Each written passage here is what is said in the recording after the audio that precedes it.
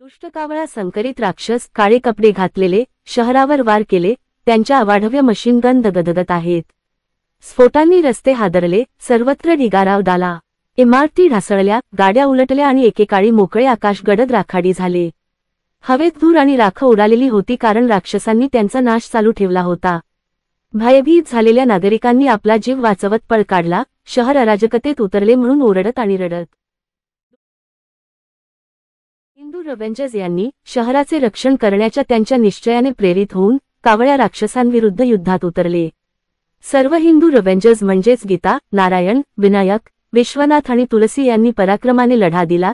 त्यांची कौशल्ये आणि सामर्थ्य राक्षसांसाठी लढण्यापेक्षा अधिक सिद्ध झाले.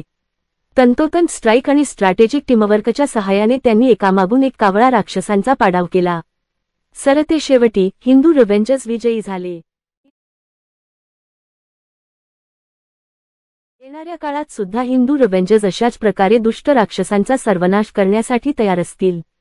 सर्वांचे रक्षण करण्यासाठी हिंदू रेव्हेंजर्स नेहमीच तयार आहेत.